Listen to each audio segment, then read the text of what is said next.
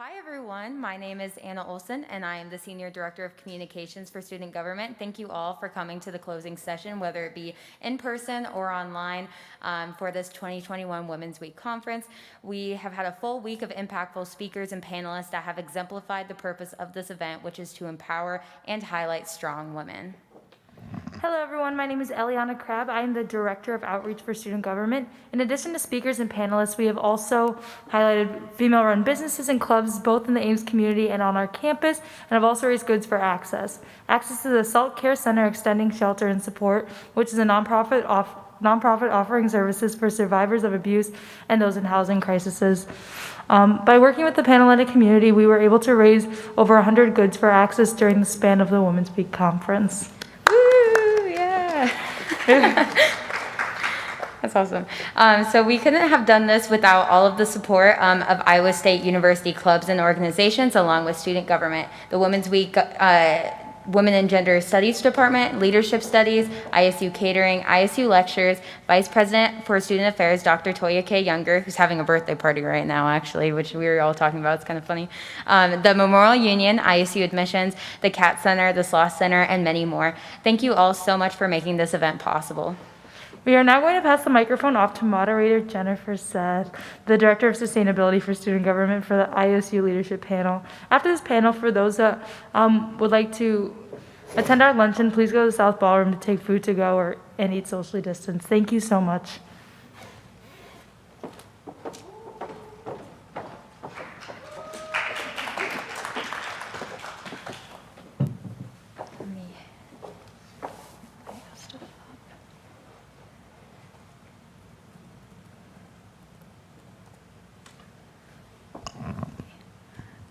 Hello, everyone.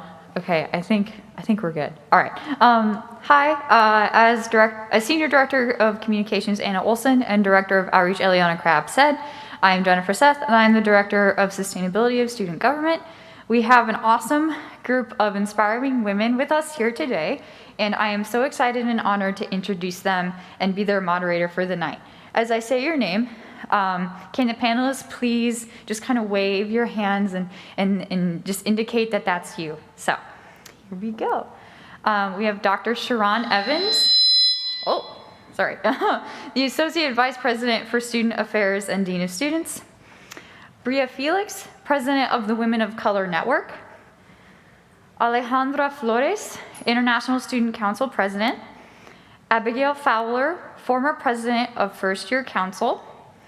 Rachel Junk, Ames City Council Ward 4 Representative. Dawn Bratch Prince, Associate Provost for Faculty. We have Kay McClelland, Collegiate Pan-Hellenic Council President, and Lynette Pullman, Director and Chief Curator of University Museums. We will now jump into our questions. So our first question for all of the panelists tonight, so could each of you discuss in 3 words, what does leadership mean to you? Anybody can go first.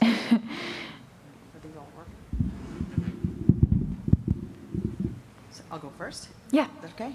Okay, so for me, the 3 words that I would use to define leadership are compromise, collaboration, and compassion. Do you want us to elaborate, or? If you wish, yeah. Sure. I wanted them to rhyme, so CCC, or be alliterative.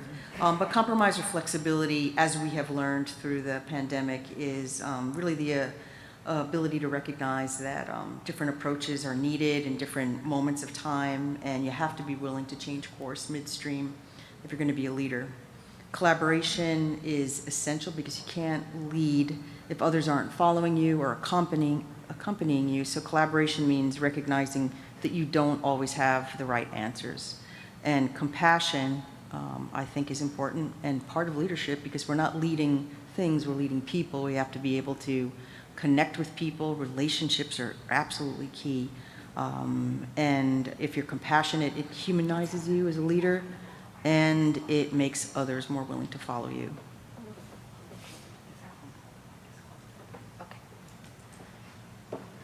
All right, thank you for that response. I just wanted to say real quick, if you could pull the microphone as close to your face when you speak, just to make sure that they can pick you up when you talk, so that people on YouTube and whoever's watching can hear. But yeah, okay, we'll continue on. I just wanted to make a quick PSA. Yeah, thank you so much for that response. Is there anybody else who feels comfortable sharing next? Otherwise, I can ask somebody if they would like to share. I'll share. The 3 words that I would use to describe leadership are passion, also motivation, and genuine. You know, if you want to have your team members follow you and you have to be motivated, because when you're motivated, all of your team members are motivated no matter what objective you're trying to achieve. And as a leader, it's important to be passionate in your cause, because you want to be doing something that you enjoy, and you want to be leading a cause that, like, you know, you feel strongly for. And so when other people see, you know, a leader that's like, wow, you know, they really care about what they're doing, other people will want to follow in your footsteps, and that creates even more leadership.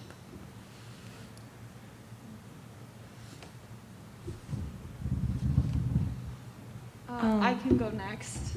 So I think my 3 words are listening, learning, and passion about what you're doing. So yeah, kind of touched on by the other people, but yeah, listening is very important, whether it is to your team or to superiors, whatever position you're in. You can always learn more as you grow, no matter what age you are, no matter what position you are. You can always learn from different people, and then, you know, have passion, be passionate about what you're working on. If you don't have passion, it usually is very evident to the rest of your team. So yeah, kind of echoing what she said, but thank you.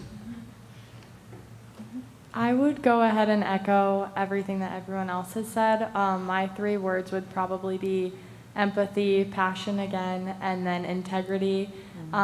Just being a leader, sometimes you're not going to make the popular decisions. You have to make the right decisions.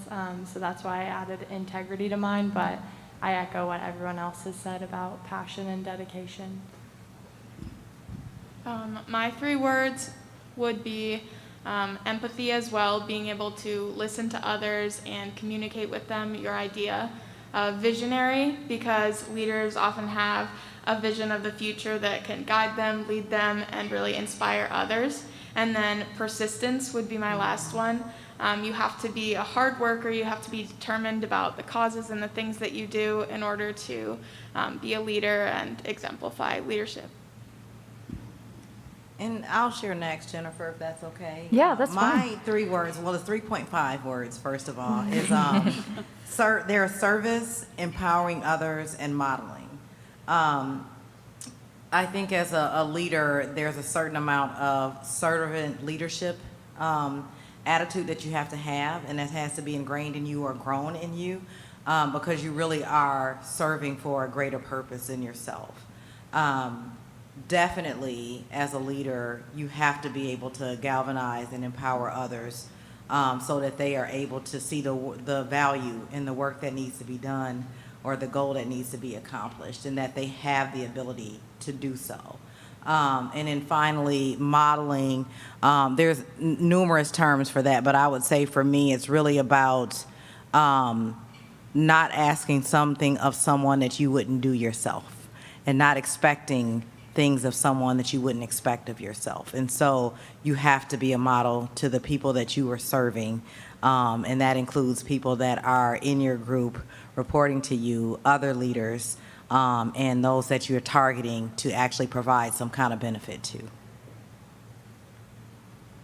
I would have to say that my 3 words are investment, consistency, and communication.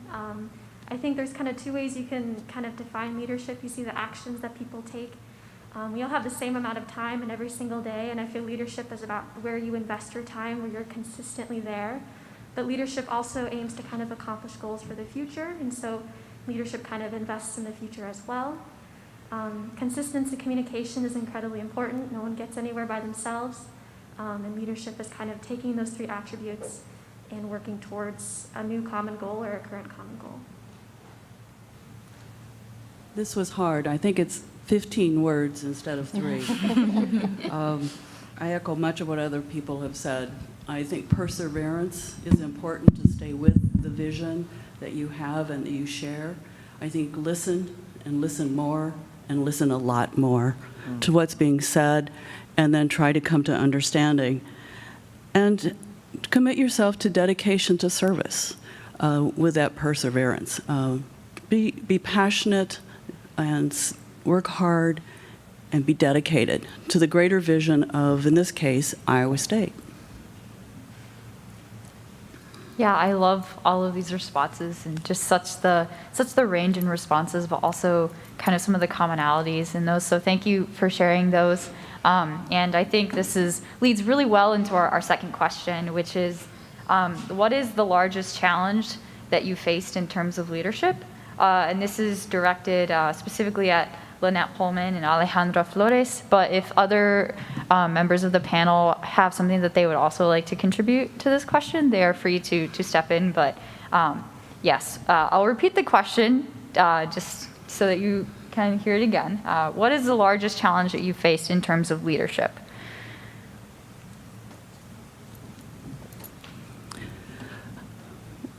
I'll just focus on one. I'm with the University Museums. I think my largest challenge is fiscal equity, not just in terms of what we think of as human resources, but also in terms of departmental resources. I work in the cultural arts, and how does our society value the cultural arts? And that is a constant battle in terms of the fiscal resources to find equity. That has never changed in 45 years. It's a problem.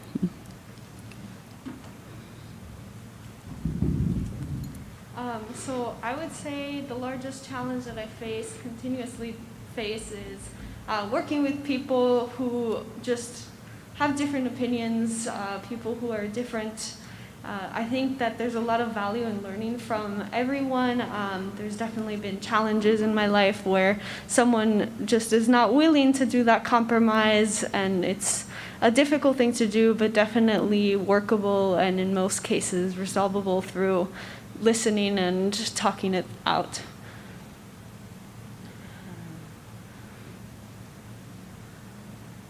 Does anybody else have anything else that they would like to add to this question? You're more than welcome to respond if you have a response.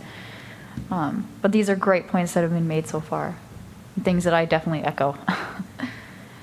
I'll add to that.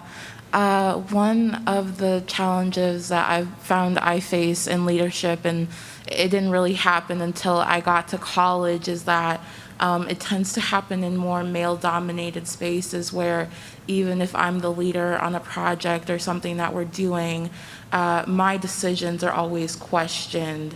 The choices that I always make are questioned, no matter if, I've considered all the factors, I've laid everything out on the table, people will still be like, well, I don't know, but they don't do that to our other peers in that same group.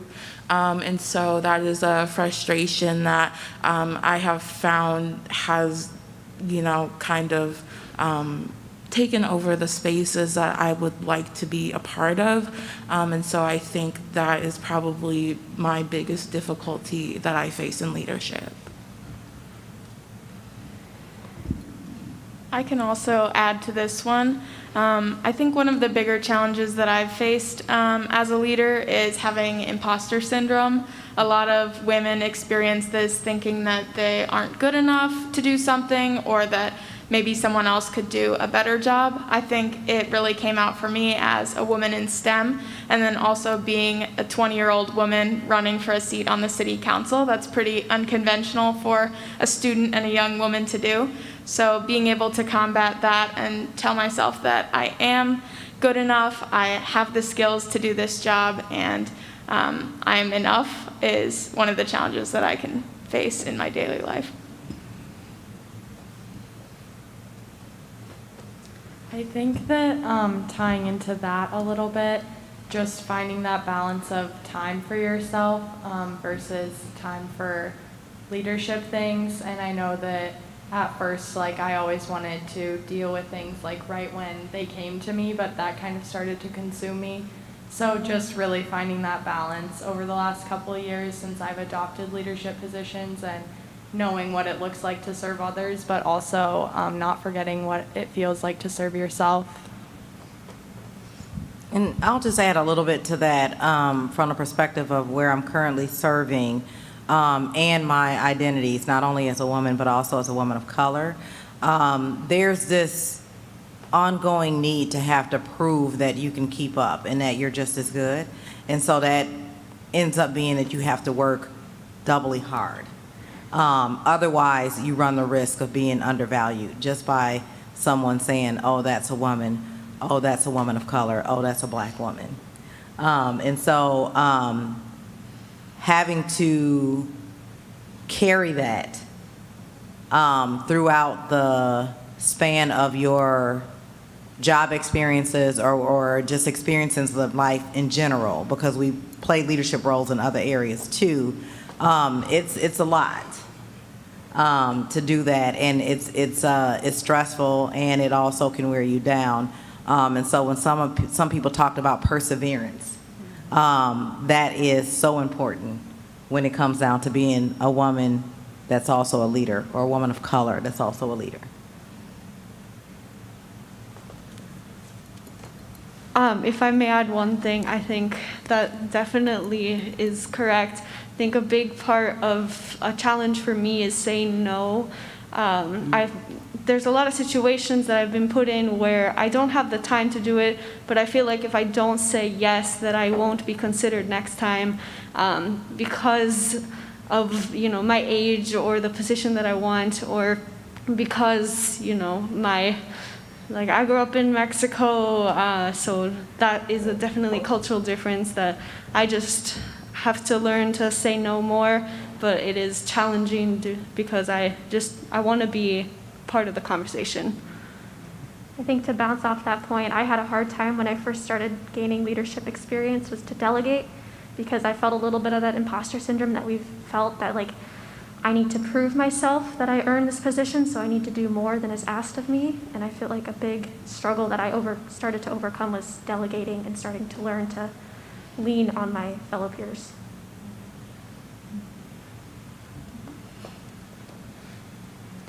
Yeah, I certainly understand a lot of these responses. And, you know, I kind of wanted to jump off of that and maybe go into a different question if everybody has said, you know, what they would like to say with regards to this question. But I would like to ask, do you think women are properly encouraged to take on leadership roles at a young age? I'm going to open this up to any of you to respond. Yeah, just what are your thoughts on encouraging women to take on leadership roles?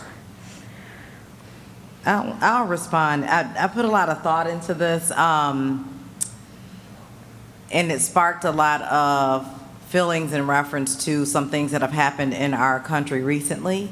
And one of those things was the acceptance or lack thereof of Kamala Harris becoming Vice President of the United States, not only the first woman, but the first woman of color.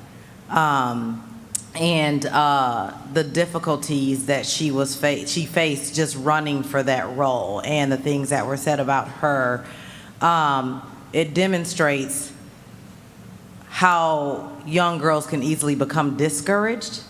But I will say that throughout our recent history, that this has gradually gotten better in a lot of different arenas and spaces where, because we have women that take on those first roles, they're the first of this, they're the first of that, more and more young girls are becoming encouraged to step up and take on those particular challenges. I think we have a long way to go, but I do think that we have made progress in that area.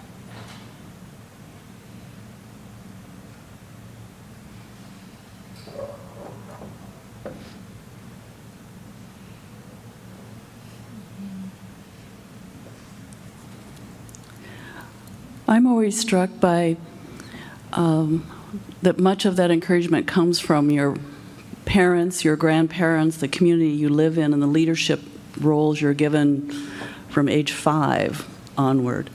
And by the time we're fortunate enough to see the 18-year-olds to 22-year-olds at Iowa State, and they've gone through 4-H, and they've had their after-school jobs, and they've done their other school activities, I can see a big change in that people have given leadership opportunities and mentorship, and with the knowledge that they will expand that. But it makes a big difference when the home base is very supportive, and then when you come to a community that is equally supportive and opens doors. Just opening a few doors allows that transformation that can be incredible for women and men.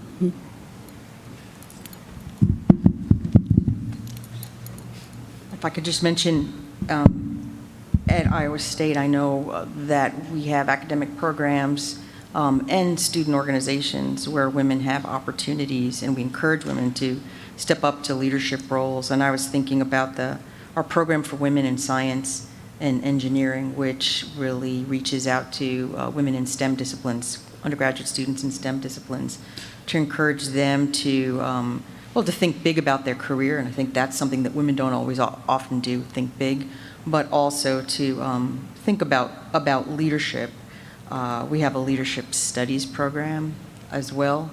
And for younger professionals who are faculty or staff on campus, we have an emerging leaders academy, and I'm amazed every year at how many young women here on campus apply for participation in that program, probably twice as many seats as we actually can extend. So there's desire for leadership opportunities, and I think as an institution, we have an obligation to not only encourage and prepare young women for leadership, but to find ways to give them opportunities. And I think this panel is one example of that.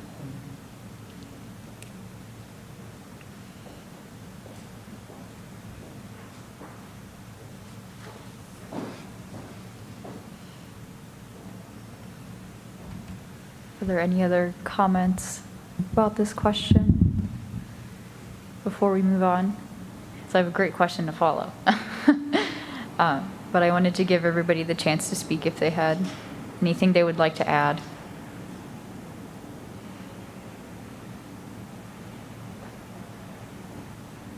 All right. Well, we'll move on to the next question, and I think this is very much related to the previous question that we were talking about. And I would like to ask, this is specifically directed at Rachel Junk, Dr. Sharon Evans, and Dawn. But obviously as well, if you have anything to add, feel free to jump into the conversation. We'd love to hear from you. But as girls get older, do you think the narrative changes in how people view female leaders?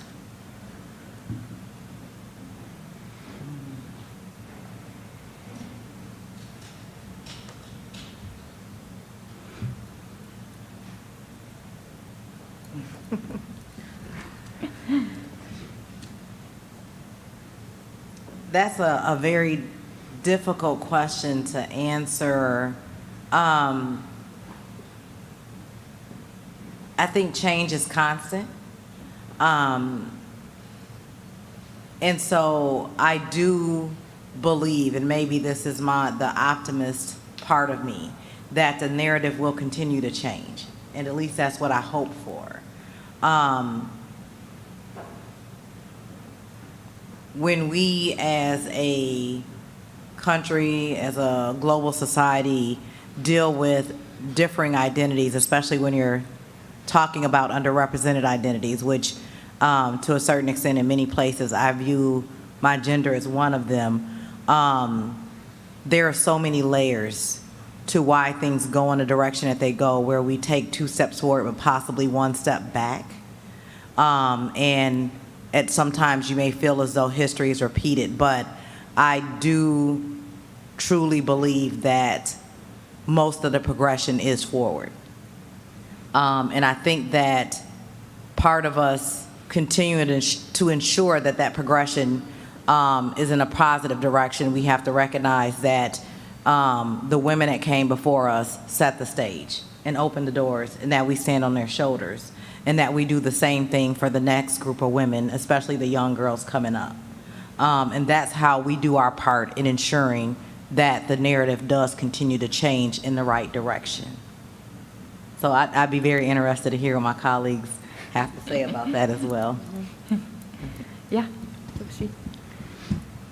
So I'm going to reflect on my own discipline of higher education, and I know that when I was a graduate student, that there were no female professors or tenured female professors in the department that I was in, and word on the street was that the only person that did reach a tenured position, a female, had to sue the university to get there. And that's in a real powerful message to those of us who were aspiring to be academics, to be professors. There was no model, and there was clearly a barrier to that kind of leadership and advancement. But then I look here at Iowa State, and we have a wonderful and powerful and compassionate president who is a woman, Wendy Winterstein. And she came to the university as a younger staff and faculty member and developed through the ranks, certainly has exercised leadership on so many different levels. And so she's a role model, not just for someone like myself, but for our students as well. Here's a woman who is leading one of the major research institutions with strong leadership, but also with compassion. And as I said, she's really, for me, a role model of a female leader. And I think back to my time in graduate school and then my time here, and in 30 years, boy, the opportunities for women, the profile of women leaders has changed dramatically. So there's progress, but there's still a far way that we have to go. I do think sometimes it's more difficult for younger women to get involved with leadership positions, because instead of just having sexism that's against them, sometimes there's also ageism at play. And as a young woman, you need to really be focused on finding that support network that can build you up, empower you to take on leadership positions, grow to be the best professional that you can be. And that network and that opportunity for you to take on a leadership varies for a lot of different people, and not everyone necessarily just has that support network right away. So as you grow older and develop more relationships, I think it can sometimes be easier for women to take on bigger leadership positions and be supported in what they do. But that's why I think it's as important as ever to support each other as women, even earlier on, so that we can take on those challenges and continue breaking barriers.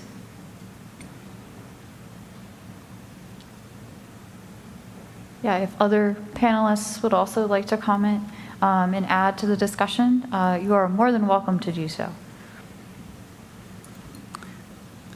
I'll speak from my point of view. I've been at Iowa State a long time, and I came as a very young woman and received a lot of mentorship from many men as well as women. They helped me along the way. They trusted me. They gave me opportunity. I felt incredibly encouraged. And in my own head, there were times I thought, I wanted to stamp my foot and think, they're not paying attention. They don't believe me. I think I was fighting my own battle in my own head, and that's my own response. As I've gotten older, wisdom, experience comes along, and again, there's still an awful lot of support that comes from men and women and helps us propel us. I remember the first Way Up conference for PNS people, and Dr. George Christensen, then Vice President for Academic Affairs, spoke on behalf of women because we did not have women in that high of a leadership role at a vice presidential level. So in that 40 years, we've come an awful long way. Is there more way to go? Yes. Some of it is each of our own journeys and what we make of it, and to also seek out those people that will help us. I know I was very fortunate, probably very needy, because I really demanded that they help me along the way. And I was always surprised at how many people were willing to do that, and very grateful for that sense of opportunity that came along with it. That also came with the responsibility to then perform, to do your very best, to be ready to make a bunch of mistakes and pull yourself up and have others help you along the way to pull yourself up. And I find that willingness to also ask for assistance is terribly important, and demand it if it isn't forthcoming. I just want to reiterate what you just said, that mentorship is really important, and I know that some of my best mentors have been men.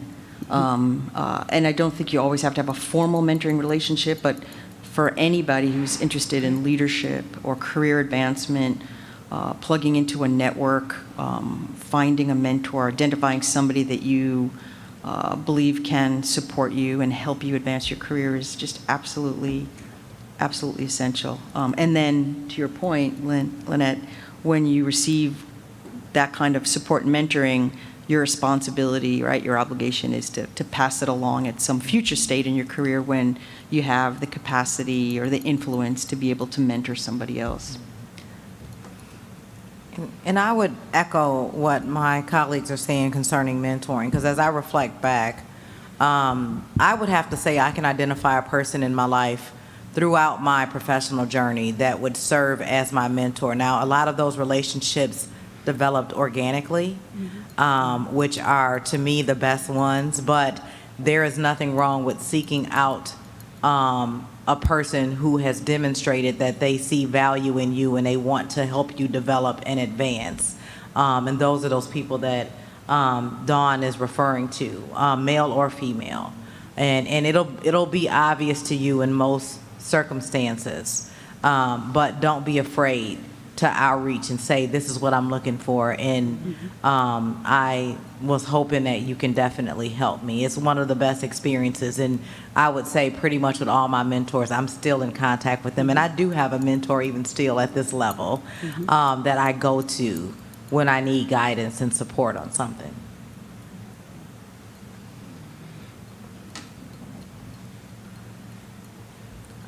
I'll add something, kind of piggybacking off of some of the points that were made earlier about, it being difficult for young girls to get leadership positions. I also feel it's kind of the same for older women as well. And I think that because I think that we have this notion of the firsts in place, like Dr. Sharon said earlier, we're in 2021 and we've just had our first female vice president, our first woman of color vice president, and this isn't like an isolated thing. It's still going on in a lot of settings. We still have a lot of, now we have our first woman taking her leadership position in this space. And so I think, obviously that needs to be combated, and we have a lot of work, but I do believe that women are being encouraged more to take leadership positions, because if that wasn't true, well then all of us wouldn't be sitting up on the stage, So I agree with all the points that were made. I think that there is more encouragement, but there is so much more work that needs to be done.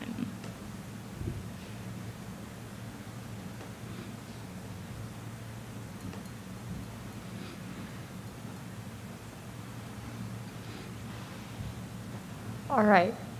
Thank you all for those responses. I'm really learning a lot as we go through this panel, so that's awesome. But I just wanted to ask all of the panelists if there are any other comments or discussion that you would like to make with regards to this question, maybe before we move on to another question. If not, I'll go ahead and say our next question. All right, I am seeing a thumbs up. That's a good sign. So let us move on. Yeah, so one of I think the next question, and I think this really goes along really well kind of with where the discussion is going again, but, do you think, or how do you deal with misogyny? And how can this behavior be brought to light over time and even counteracted? So this question is directed specifically to Rachel Junk, Bria, and Alejandra. Anyone, you can also feel free to jump in and discuss. This is a very open discussion. But yes, how do you deal with misogyny, and how can this behavior be brought to light over time or even counteracted? I'll go first. I'm a very, very, very outspoken person. I have no problem telling you when something is wrong. So when I feel that someone is being misogynistic to me, I will let them know, because I think that part of progression is calling people out. And so in my experience, sometimes people don't know when they're being misogynistic, so I have to call that out. Sometimes people know they're being misogynistic and they just don't care, and I will also call that out because there needs to be, there needs to be an end to it. Somebody's got to stop it, and you can also do it one person at a time. One little change is a change, and so I think that's important to remember. And so I think ways that it can be brought to light is by people listening to other people's stories. I think that's the easiest way, listening to people's experiences about it, processing it, and then going and having that conversation with other people, especially with people that you think might be misogynistic or have misogynistic ways. I've always found that conversation is one of the easiest and best ways that you can start a change. I definitely agree with what has been said so far. I think sometimes people don't even know that they're being misogynistic. It could be very subtle, or it could be in the form of a microaggression. And sometimes the people that are saying something that's misogynistic don't even necessarily consciously realize it. So the more that we can be open about it up front with what our expectations are, wanting to be treated as equals as women and addressing the issue, I think the more and more that behavior can be brought to light and be changed for the future. But I think being able to communicate about it and be open and honest with people is the best way to address it. Okay, so I'll go next. I just kind of want to highlight that the reason that a lot of misogyny happens is because young men are not taught how to treat women. That a lot of them, in many reasons, when there is misogyny, have this kind of higher, power kind of complex of that because I'm a man, I cannot be wrong. Obviously, that is not true for every man, but it is definitely in the cases of misogyny typically the issue. And I think I've kind of learned that over time, that whenever that happens, that usually it is someone who just has not been taught that women could do the same thing as they do. So I think that's important to realize and to take note of. I think, especially in leadership positions, I have developed a bit of a witty remark whenever someone makes a comment about misogyny or even about, race, some kind of cultural difference. Push it aside a little bit, but, kind of make them feel like, oh, I shouldn't have said that, and then address it with them later on, because I personally do not like to call anyone out when I'm in a meeting or something like that, because it takes away from the conversation.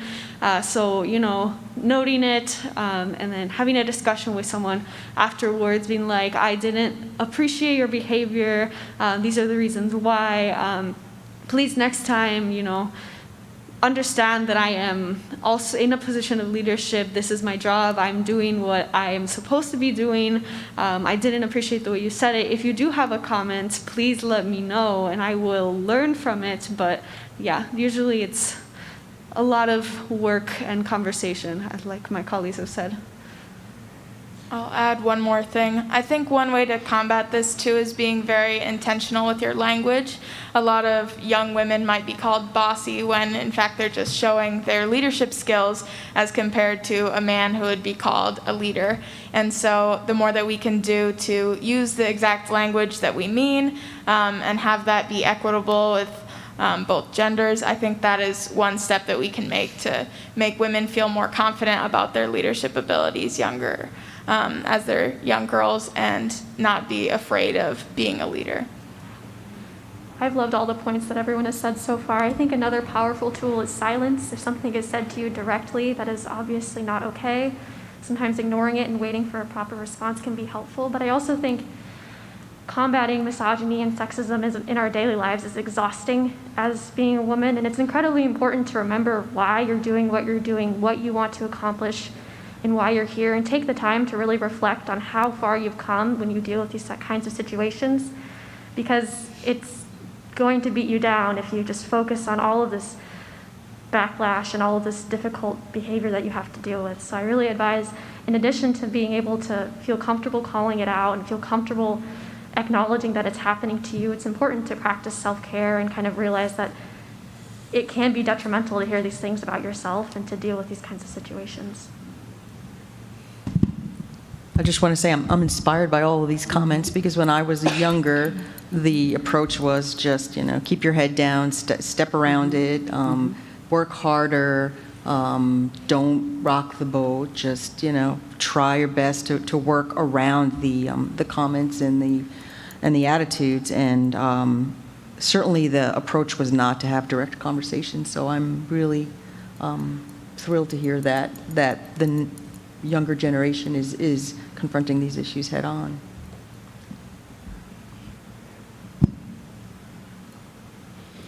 I can add just another way to combat it is just exposing people to women leaders. They're not new, they've just gone unnoticed.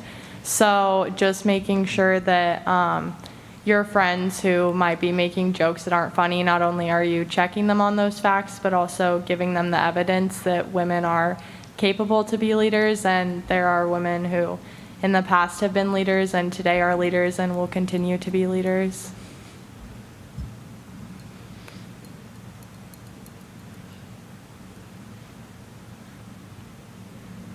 Yeah, I really, really echo the sentiments that were presented here. I think these are all awesome responses from all of you. And I hope that people who are watching are taking note of those and thinking about these responses. And so I want to thank all of you for your responses to this question. But I think we can go ahead and move on to a question that's a little devious, I guess, from where we have been going, but still very much related. The next question is directed at Dr. Evans, Abigail Fowler, and Kay McClelland. But again, if you have something that you would like to say or something that you'd like to add, please feel free to do so. This is open discussion. Do you think there is a prominent difference between how men and women are treated in today's society of social media than in the past?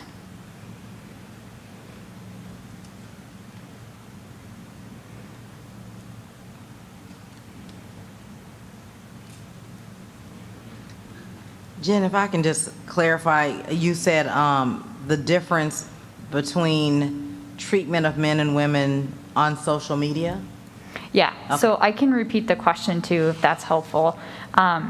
Do you think there is a prominent difference between how men and women are treated in today's society of social media online presence than maybe it was in the past?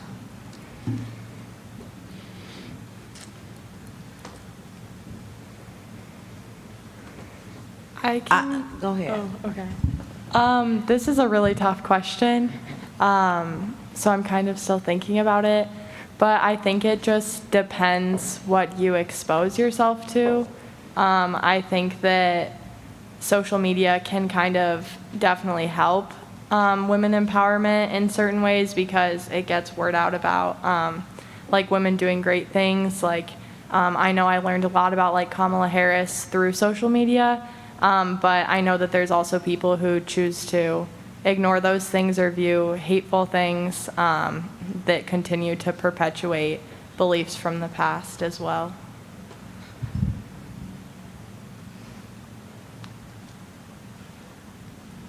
As a person who has lived prior to social media existing and now during social media, I don't think there is a difference. I just think that very related to what she said is that more people see it now because social media connects us on a global level. And so the mistreatment or either the accolades are more apparent and more well known, but in both instances, they're still there. So it's just a platform that connects more people. That's it.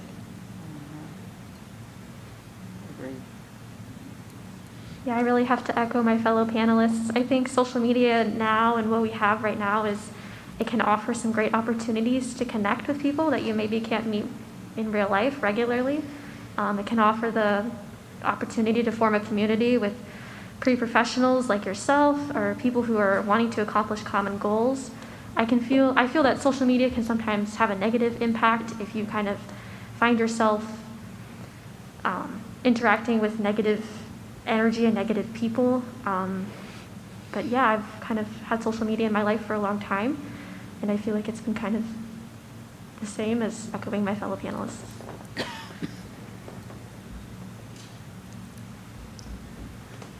I guess kind of different from what the previous panelists have said. I think there's definitely been a trend of social media being more damaging to women. This is particularly in ads, in how women are portrayed. There's a lot of women who, on their social media trends, will get diet fads of like, try this, lose weight. Women being targeted for more expensive items, such as like clothes, more scams about, like I said, diet fads, and it's promoted also by these social media stars who, are damaging, especially like super young women, people in high school, middle school, who are seeing this and thinking, oh, I need to still look a certain way, I need to act a certain way, I need to be exactly like this person is, and this person is doing a diet, which mostly these diets are very much not healthy. And so there's been a lot of people, I don't know if any of you have heard of Jamila Jamil, but she does a lot of work with advocating for those to stop because they're damaging not only to your physical well-being, but to your mental well-being. And see, I think that shows our generational differences because, and you're right, but I think both of us are right because as I think about my experiences growing up, we had all of that, but it was in magazines, it was on television, the body shaming very much so in magazines, and the promotion to be thin, extra thin. And I know some of you remember that commercial, I think it was Hairspray. You tell two friends and I tell two friends, and so on and so on and so on. And so it was just in different mediums, but it was there. And the conversations that were happening behind the scenes were happening just as prominently. And then you were also getting it in the classroom because you have to think about the societal culture at the time. What you were taught was very different than what people are taught nowadays, especially women, about their images and other things and what people would say.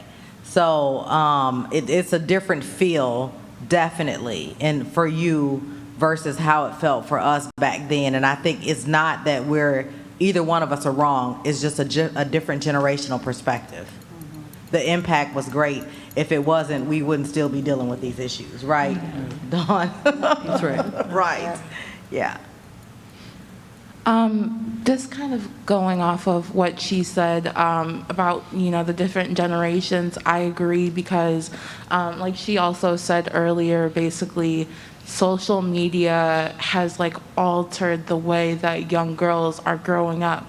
back then, as Dr. Sharon said, there were magazines and it was the television and it was in the classrooms. But now, you have your cell phone and you have access to all the Photoshop apps. There's subscription boxes for dieting, and there's so much overload on media. And I feel like, so many young girls and even like people my age and even older women are consuming everything in the media. And yeah, it's just, I'm sorry. I just feel that social media is so bad for young girls sometimes because of all the body shaming and even all the slut shaming and all of the hypersexualization that goes on. The way that young girls are hypersexualized on apps like TikTok and Instagram and Twitter is insane because it's everywhere now. It's digital. Anyone can see it anywhere. And so I think that's part of the difference in the way that women and men are treated, in the age of social media as opposed to before social media. Just bouncing off that, it's really kind of driven unhealthy competition between people about things that aren't necessarily what you want to put on social media. And it also kind of desensitizes us to issues that we should feel more sensitive to and things that we really need to think about kind of addressing rather than just viewing and kind of passively accepting in our society. I think even beyond social media, this just boils down to raising boys and girls in the same way and raising, everyone to chase their dreams and not necessarily, targeting young girls saying, you shouldn't do that, you should follow this instead, and having less like gendered products on the market, less gendered advertising, less like gendered teaching or gender roles. I think that would be a lot better for our society because people can grow and change and do what they like without being necessarily scrutinized for it because you're a woman or a man.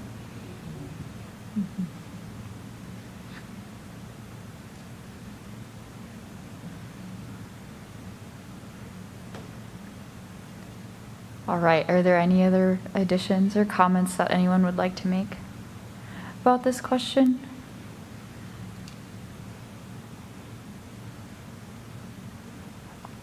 Awesome sauce. Well, we'll go ahead and move on. I really echo the sentiments that all of you have expressed. I remember I'm like part of that generation where it was like we grew up like right before social media came out. So, it's really interesting to hear, Dr. Evans's kind of recount of what it was like when she was younger, and to hear my peers who are the same age as me also discuss, how social media has impacted it. And I really think it's very interesting to kind of look at how the representation of women in media has changed over time, and I really appreciate all of your responses to that question. Maybe we'll turn the tables a little bit and kind of talk about some of the things that you all are working on and some of the things that you have done. And so I'm gonna pose this to all of you just because I think it's a really important question. Describe the outcome of a project that you led that maybe you're really proud of, and what did it feel like when you finish that project? It can be anything, it doesn't have to be, like a career project. It could be personal, it could be professional, academic, whatever, you are something that you led that you're proud of, and how it made you feel when you finally reached the finish line. I can go first. So here on campus, I am a styling director for our fashion magazine called Trend Magazine. And since the beginning that I've joined, there's been this issue of diversity within the magazine. There were barely any models of color. They weren't really encouraged to come and model for us. And so it was so bad that another magazine was made on campus just so that, you know, people of color could be a part of the fashion magazine. And so when I got the job as one of the styling directors, one of the points that I made was that I wanted more diversity in the magazine, because I was like, we need it, you know, and the people want to be in the magazine, but they don't feel welcome here. And so as the story styling director, I was able to, you know, talk to all of my friends. And since I'm the president of the Women of Color Network, I was able to reach out to everybody there. And we just had our most diverse issue released this fall, with like the most POC that I've ever seen in the magazine since it started in 2006. And just to hear everybody around me be like, wow, this is amazing, because like we've never seen this in the magazine before. And, you know, now we can welcome more people, you know, more people are interested in the magazine now. More people want to participate all over campus and even off campus. And, you know, that was my main goal as the styling director, and it felt really good to achieve that. I can speak on a recent-ish accomplishment of mine. I think getting elected to the Ames City Council was a big deal. As a student, just to have that representation in the city of Ames, for a student to be on the council, not just for that perspective, but also to have voting power and to really be able to represent all the interests in the community. I would definitely say it was tough going through that process, because there were so many people that doubted that an engineering student would have the time to put into city council. A student would be able to represent, you know, all of the diverse interests that students at Iowa State and the backgrounds that they carry. And so that process of campaigning, getting elected, and really the main goal was bringing a lot more people into the electorate, having them understand what your community can do for you through local government, and being able to vote was all a very difficult process. But now being elected to the council, I'm able to represent those interests of people in our community. I'm able to mentor other younger people into taking on more leadership positions, and I do provide a much different perspective on the council than a lot of the other members there. So even though something takes a lot of hard work and you could be discouraged along the process of it, it doesn't mean that it's not worth doing and that you can't come out of it as a leader for your community.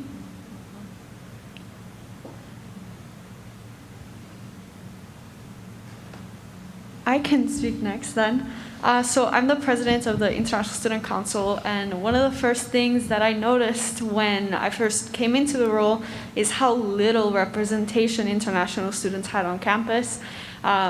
So since my position I got elected in January, it's been a very, very tough and frustrating journey to not only get a position, but just to start talking to people, to get meetings, to be like, this is the issues, this is what we want to do, will you please help us? Will you please give us a voice? Will you help me? And this goes from everywhere to the Ames community, to student government, to even more inclusive dining options for international students, and talking to staff members and all of that. And it's been so incredibly frustrating, and I'm finally starting to see payoff. A few months ago, we were finally able to start over 10 programs for international students to start getting more voice.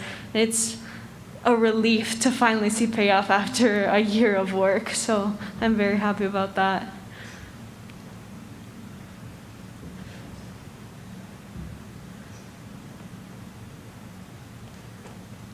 I guess a recent time that I kind of like felt accomplished was also just getting elected to my position as CPC president. Obviously that's a good feeling, but it was at the end of the day more just like motivating than anything, because once you step into that position, leadership doesn't stop. There's always more work to be done and more education to be done. So whenever I accomplish something, it just kind of reminds me of all the other things that my council needs to be educated on and needs to learn about, needs to have the opportunity to do. So it's always kind of a motivating feeling.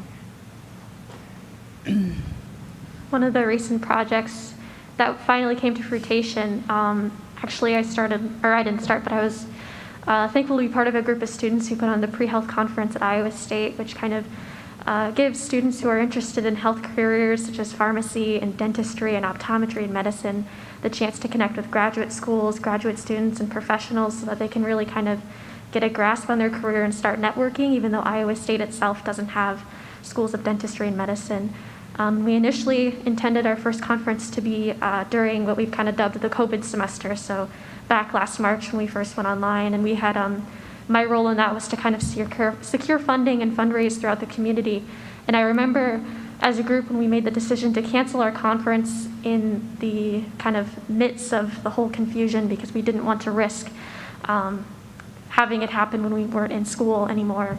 I kind of felt that sense of dread, like, oh my goodness, I spent months helping and we got nothing out of it, but we recouped and we had our first conference just last month, and it was incredibly rewarding to kind of see how, as a group, even though we were faced with kind of a problem, we were able to kind of push through and still accomplish what we wished to happen, and we had an amazing virtual conference.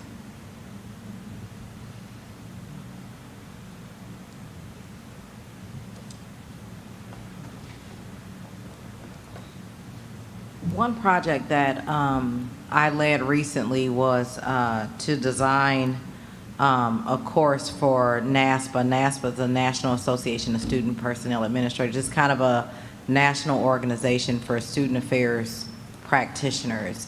And the course was on student affairs law and policy. Actually, we're still in this process. We're finished developing. It's going to launch in April.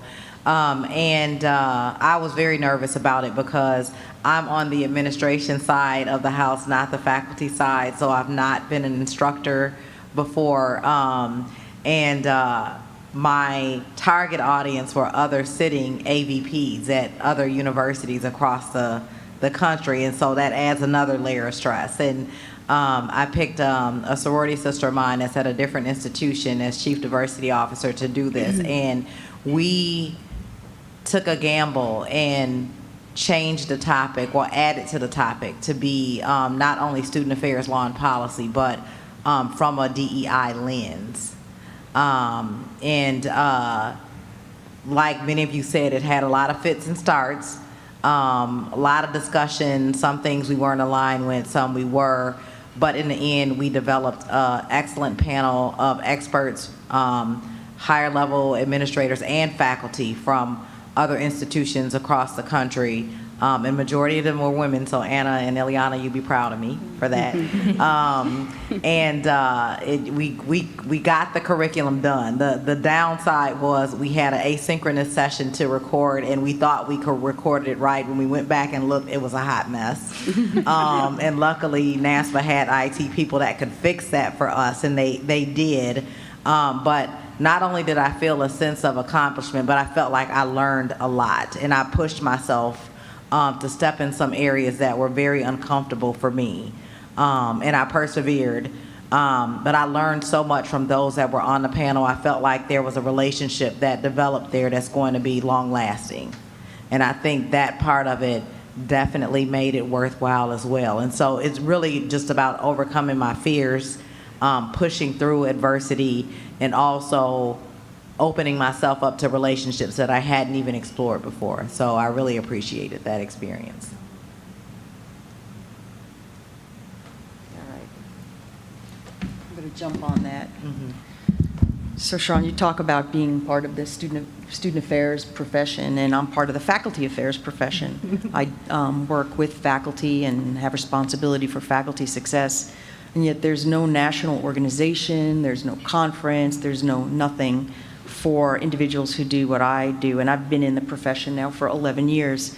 So back in 2012, I got the idea that we need to have something that serves us, that brings together the community of individuals who are doing faculty affairs work. And slowly over the years, I built a small coalition of individuals And we started to organize ourselves. I created a listserv that is an Iowa State listserv, which gives some visibility to Iowa State University, but it is a very popular, 300-member listserv that connects people. And we started offering or organizing a summer gathering, I think we called it. And now we've been adopted by a national organization. I'm the chair of the organizing committee for next year, and we host monthly, what we call huddles, monthly, we had one today, meetings where we may get 50 people from across the U.S. to join in and talk about and work together on solutions, best practices, but it took, 9 years to get this through. And so I think that, if you have a vision, you see a need, and it sounds like a number of people on this panel have seen needs, voids where someone needs to take some action, you can definitely have an impact. And that's what I always look for, how to have a lasting impact, to your point, an impact that's going to last beyond your tenure, your time with the organization. You can really make a difference for other people. But you have to be persistent, and that's also, I think, key. Can't just give up. If you really believe in something and you have that passion for it, you need to keep with it, and hopefully you have some people that are working on it with you. But I know at the end of that project, I feel not only relieved, but really ecstatic that there's now a community where there was absolutely nothing in the past. My project isn't done yet, so I can't report the final result, but it started a long time ago, and it was called the University Museums. And when I started, there wasn't any. And now there's 5 entities with the help of a lot of people. But it's the Brunier Art Museum, the Christian Peterson Art Museum, the Farmhouse Museum, a National Historic Landmark, the Art on Campus collection, the nation's largest campus public art collection at any university, and the Anderson Sculpture Garden. All of that is used in integrated curriculum for students at Iowa State. And each year there are a plethora of programs, over 150 programs. There's 25 to 30 public art acquisitions. And this is the one that I'm pretty most proud of. We may add 25 new public works of art on campus each year, but over the course of the last 40 years, over 3,000 faculty, staff, and students have actually selected the works of art that will come onto the public art collection on this campus. It is our democratic art collection that is used to catalog our cultural legacy and our campus ideals of beauty that inspire learning. It has taken a lot of people. And so while I kind of wrap my arms around that project, and how do I measure it, or how do I feel about it now as a work in progress, it's not done. When I walk across campus, there isn't one work of art that I don't see that I think the University Museums either commissioned it, cared for it, preserved it, or educated. And how does that impact Iowa State and our public audiences, not only here, but around the world, as those works of art are loaned around and created in exhibitions, again, that travel the globe. Pretty excited about the opportunity that Iowa State affords us to do that. I just want to say that I love all of these projects, and I, am just as excited hearing about your successes as I'm sure you were when they happened, and this is all very inspiring, and something that I think about, like my own projects, and that feeling of accomplishment and that you just have after it's over, and all of the things that you learn along the way. So I really echo a lot of these sentiments that all of you as panelists have been discussing. And yeah, I want to thank you all for sharing. I love all of these. I think about all these projects, and like every person, would say something, and I'd be like, wow, this is a really cool project too. Like, I love all of them. So thank you again for sharing. I wanted to open it up to questions soon, but I am going to ask one last question before some Q&A, if there is any. That this is directed towards everyone, so everyone feel free to respond. But in 3 words, what is your advice to young girls who want to be leaders in their community? What would you say to them? What is your best advice?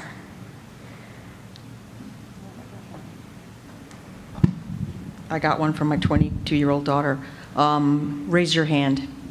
Don't assume that you can't be a leader. Others may be more qualified, to the imposter syndrome comment earlier, or that a role is not appropriate for you. If it's something that you want to take on, then raise your hand and throw yourself into it.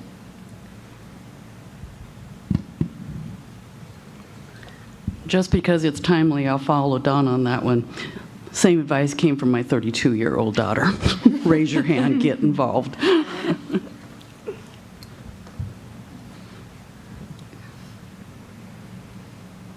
And I didn't have any young ones to refer to. My niece, who I consider my daughter, is in Miami right now on spring break, and I'm sorry to my students here. But I kind of broke the rules, and that's not a good look for a dean of students, so I don't have 3 words, but I had 2 suggestions. One was find your confidence and practice wearing it well. And then the second is don't just follow the rules, position yourself to make the rules. Those were the 2 things. It's really 5 words. I couldn't keep it down to 3. But mine is, it's okay to be scared. It's okay to be nervous when you're trying to take a risk and take on a new position. You know, that's always going to happen. But, like, you know, take that and make it rise. Take that and make it confidence. My 3 words were to keep looking forward. A lot of the times it's kind of easy to look back at something that you've said or that you've kind of learned from and be like, oh my goodness, I need to think about that every single day. But I think it's really advisable, especially to people who are young and in leadership positions, because you're learning every day, you're expanding, you're growing, and you're seeing new things. And I think it's so important to keep looking forward, to identify your goals, and to make sure that you're on the track to reach them, and to keep looking towards the future. I would just say know your worth. Someone on student government the other night said that they've made a space for themselves in a space that wasn't necessarily created for them, and I really liked that idea. Just making a space for yourself and knowing that you're capable and competent. I would probably say my best advice is don't let what other people tell you bring you down. People will try and, put you down or make you feel bad, but you are the only person who can really make that difference. So just put it to the side and keep going forward. I have 1 extra word. It's make your visions happen. And so no matter what risk you're taking, what boundary you're trying to break, hard work, perseverance, believing in yourself, you can do it, and you can create the space for yourself and make your visions come true. All right, thank you so much for those responses. And thank you for the excellent conversation and the discussions that we had. I hope that those of you in the audience have enjoyed it thus far, and those of you joining us virtually also have enjoyed the discussion. But I would like to leave the last 15 minutes or so just for people to ask questions if they have any. Feel free to, I don't know, how do we want to do this? Oh, Anna has a mic. So if you have a question, come to Anna and take the mic and ask your question. I wanted to ask a question really quick. Can everyone hear me? Yeah, there we go. So first off, you all have amazing accomplishments. Like, that is so cool. I didn't know about Bria, with the Trend magazine. That is so cool. And thank you all for bringing that up. For me, well, my parents would contest because I call them whenever I make mac and cheese and say it's accomplishment. But I think in general for women, it's hard to talk about our accomplishments and what we have done. So why do you think that is? You all did great at it, but sometimes you've been kind of a hesitant, like, oh, I don't necessarily want to talk about what I've done in order to be a leader in this world. So why do you think that is? I could start with this question because I just had this discussion with a group of women the other day, specifically with a group of women of color. And so the conclusion that we came to as to why we don't really talk about them or why we feel that way is that, like, an example was one of my peers got into Cornell College for law. And so, she's super excited about it, but she hasn't really told people about it. And when she does, she's kind of like, eh. And we're like, well, you should be excited. That's huge. You're going to Cornell for law, for graduate school. And she's like, well, yeah, but, I got in on a diversity scholarship, So she was second guessing herself because she's like, well, did I only get in because, they needed to fill up that diversity quota and they just need people of color and I just happen to be one of those people? Or did I actually get it because of the skills that I have, because of what's on my resume, because of what experience I have? And so I know that from the peers that I've talked to, that is something that, we all face. That's something that even I face, imposter syndrome. We feel like, we don't really deserve the positions that we get, even though we've done everything that we could to get them. I have to say those quotas that you mentioned, I feel they can kind of have an odd impact on like kind of where we are and who we are as a society, because we're raising awareness that we need to make sure every single person can go into any field that they want to, but it can lead to not having confidence. Yeah. As a young kid, I was kind of forced into being on a robotics team. I was the only girl with 10 other boys because in order to get funding, they needed to have girls and boys on the team to get funding from a local Han engineering company where I grew up. And I remember even as a little kid, I was so scared to kind of put myself out there because I was only there so they could get the money to buy the little robots so we can do cool robot things. And kind of overcoming that and realizing that you got to where you are because you're accomplished, not necessarily just because of who you are as an identifier, I think is so important to kind of overcome. And my phrasing isn't quite as eloquent as I'd like, but I really, yeah.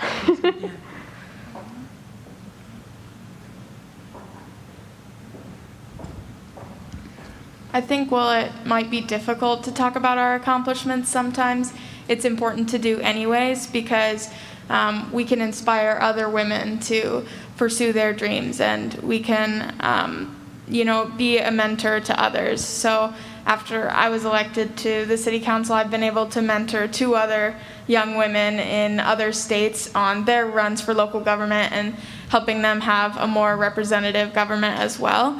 And so if I wasn't able to talk about my experience and help them along with it, it might have been more difficult for them. And so I think being able to own our accomplishments and talk about them is an important skill, even if it might make us nervous or uncomfortable sometimes.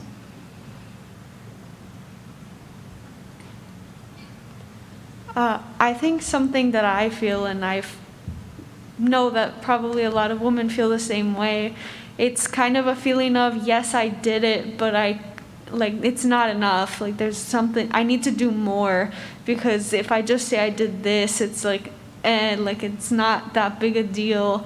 I need to do something else. It's never enough. And no, that's not correct, but that is how I feel. I do think it's a gendered kind of approach because women are supposed to be modest, they're supposed to stay in the background, kind of be a supportive player. And if you step out into the limelight, you might be, or take your place, you might be perceived as, aggressive, pushy, bossy, some of the terms that you all used before. And so, yeah, we really do have to combat against that because it's our responsibility, to what Rachel said, to kind of mentor the next generation, to be out there, to be talking about accomplishments so that we're inspiring and supporting and maybe even kind of leading a path for, the next generation.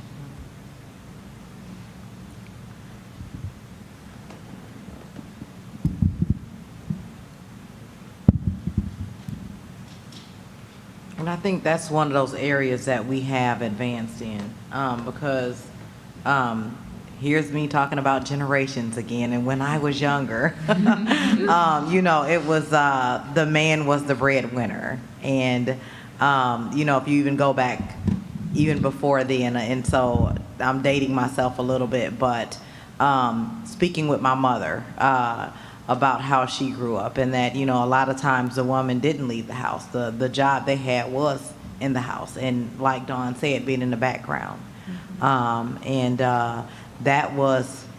That's how you were groomed, and I use that word because literally that's how you were groomed. And I think that's changed a great deal now for us and for future generations, so that's a good feeling. So I'm just going to follow up on that. So I have 3 children that are in their kind of early to mid-20s, and at some point in our family life, my husband decided to stay home and be the stay-at-home parent. He likes to cook, he liked the flexibility, and I've obviously worked at the university and worked in administrative roles. And so my children, boys and girls, right, grew up with a dad who was a stay-at-home parent, and while it didn't bother them because it was the norm, it bothered our families, my family and my husband's family, a great deal, that we were kind of flipping the roles. And so there's a lot to, it'll be interesting to see how my children live their lives and choose to form their families, since they lived in a household where the mom was the breadwinner and the dad was the individual that nurtured and spent time with them, attended all the school events, which, of course, was not always kind of the smoothest. I always felt guilty because I'm not up at the school, I'm not doing this, I'm not making treats. But we lived through it and survived, and gender roles, gender stereotypes are really kind of baked into us. And so to live differently from that is a real challenge.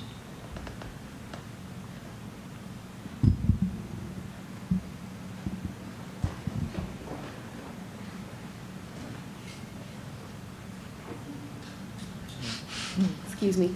As you seek to move beyond your current sphere of people that you engage with and interact on a daily basis, and also as you continue throughout your life to touch different groups, what is the legacy that you hope to leave on the people that you interact with when you leave that role and they think back to your leadership and the mentorship they gave? What is that legacy that you would hope, or maybe has already begun when your time in that group has passed?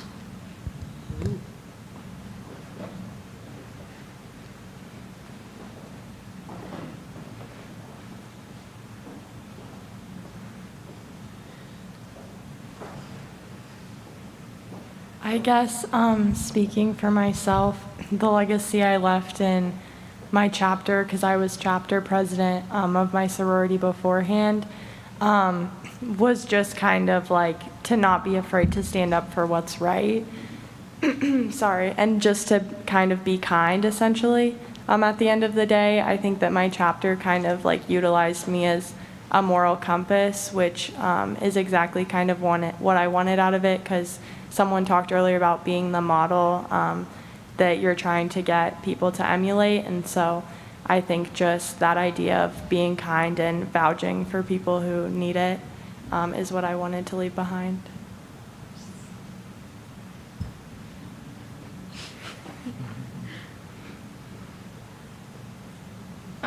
I would hope the legacy that I leave behind is that nothing is impossible when you put your mind to it. I think that can be applied in a lot of different contexts, but I would hope that just because something is the norm, not having a voting member of the student body on the city council doesn't mean it can't be changed, and doesn't mean if you put your mind to it and work hard, you'll be able to accomplish it. And hopefully that legacy will be continued in the future with people after me to come.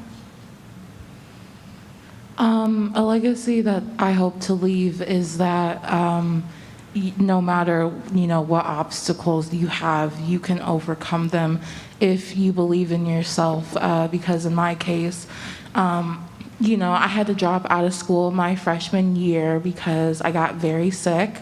And so, we had no idea what was going on. I'm still undiagnosed, but back then it was much worse. And I didn't even know if I was going to be able to come back to school. But I was like, I know what I want to do with my life. I have a certain path that I'm going down. I want to continue to go down that path, so I will do anything that I can. And so, we went to doctors, specialists, we did everything that we could because I was determined to get back into school. And so, here I am, I'm a junior, I'm on the dean's list, I'm the president of the Women of Color Network, and I have so much other stuff going on. And I know that none of that would have happened had I not continued to believe in myself and my abilities to get through the things that I went through. And so I would hope that other people can, take that in for themselves and follow in my footsteps.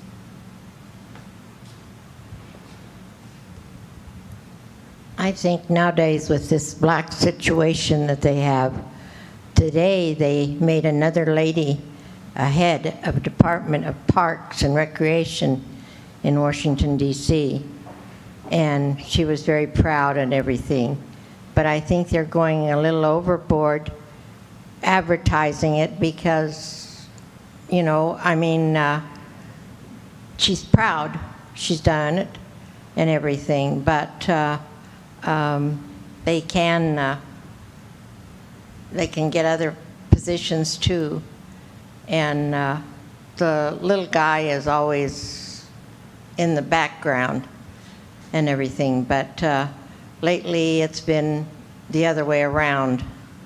The blacks are getting more background noise than we are as whites and everything. So, and one of the other things I was wanting to say was I could have heard a lot more conversations if you'd have taken off your mask when you were talking like the older ladies did. Each one of those three took their mask off each time and did like the guy told them, put the mic in front of their faces so you could understand them. So thank you for the comments, but it was hard to hear your comments. Thank you. All right, well, it is 6:28, and I want to be respectful of everyone's time. So I think we're going to go ahead and wrap up. So I would just, again, like to thank all of you for taking time out of your day to come and speak and be on this panel and to talk with us and to, allow us to also, broadcast this to people online so that they can watch it from home. I think the discussions that we have had today and the talk was lovely, and I know that I have learned a lot from all of you, and there are so many things that I didn't know before coming into this conversation, and a lot of things that we discussed that it's like things that I experienced that also all of you have also discussed experiencing, and so that was really nice. And I hope that those of you who attended virtually and in person, that you also feel the same way and that you felt that this conversation was useful and productive. And so, yeah, I would just, again, like to thank all of you as panelists for coming tonight, and for all of you who have joined us either in person or virtually. I have to make an announcement also, but if you have received an email about the Women's Week luncheon, you are instructed to please head to the South Ballroom to pick up or eat your food socially distanced.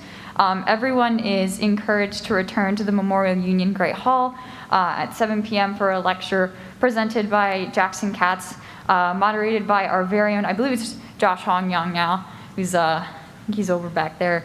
Yep, there he is. And thank you again for your attendance, and I hope that you all have a wonderful evening and enjoy some hopefully nice weather, even though it's supposed to snow. Maybe.